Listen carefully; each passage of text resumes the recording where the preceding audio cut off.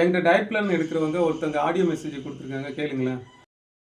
Brother, நான் மாத்திரை எடுக்காத ஒரு வாழ்க்கை தான் வாழணும். அதுக்காக மட்டும்தான் பிரதர் இத்தனை அந்த 2024 பார்த்தீங்கன்னா நான் வந்து டேப்லெட்டே தொடவே இல்லை. நம்ம டேப்லெட்டே சாப்பிடக்கூடாது, டயட்ல இருக்கணும் அப்படின்னு தான் அதையும் இதையும் பார்த்து கொஞ்சம் கொஞ்சமா ஏதோ ஒன்று பண்ணிக்கிட்டே தான் இருந்தேன்.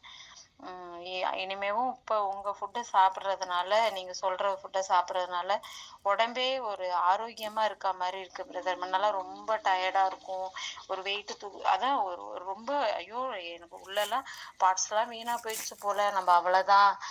எப்பொழுதுமே ஒரு பயம் இருக்கும், நம்ம குழந்தை யார் பார்த்துப்பா, நம்ம செத்துருவோமோ சீக்கிரமா அப்படிங்கிற ஒரு பயம் இருந்துக்கிட்டே இருந்துச்சு பிரதர். இப்போ நான் வந்து இந்த ஃபுட் ஹேபிட்டை மாற்றினதுனால எனக்கு நம்பிக்கை இருக்கு. பிள்ளைய வந்து நம்ம வந்து ஒரு நல்ல நிலைமைக்கு உருவாக்குற வரைக்கும் நம்ம வாழ முடியும், நம்ம நம்ம உடம்ப சரி பண்ணிக்கலாம் அப்படிங்கிற ஒரு நம்பிக்கையோட இருக்கேன் பிரதர். நான் ஆடியோ மெசேஜ் ஃபுல்லாக கேட்டிருப்பீங்க. இது ஏன் நான் இந்த ஆடியோ மெசேஜ் போடுறேன் அப்படின்னா, அவங்க வந்து பார்த்தீங்கன்னா சுகர் வந்ததுக்கப்புறம் நம்ம வாழ்க்கையே போச்சு, நம்ம வந்து இதுக்கப்புறம் எதுவுமே பண்ண முடியாது, நம்ம குழந்தைகளெல்லாம் பார்க்க முடியாது அப்படின்னு ரொம்ப மன வருத்தமாக இருந்தாங்க.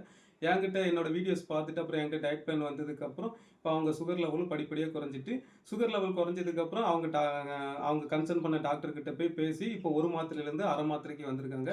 இந்த அரை மாத்திரைக்கு வந்ததுக்கப்புறமே அவங்களோட பேச்சுகளும் அதுக்கப்புறம் அவங்களோட உடலமும் நல்லா வந்து ஆரோக்கியமான முறையில் மாறிட்டுங்க. ஸோ இதை நான் ஏன் சொல்கிறேன் அப்படின்னா, நானும் 3 வருஷம் முன்னொட்டி டயபிட்டிஸில் இருக்கும்போது எனக்கும் மனசை விட்டு ஆறுதலாக பேசுகிறதுக்கு ஒருத்தங்களும் இல்லையான்னு சொல்லி நான் ஏங்கின காலங்கள்லாம் இருந்துச்சு.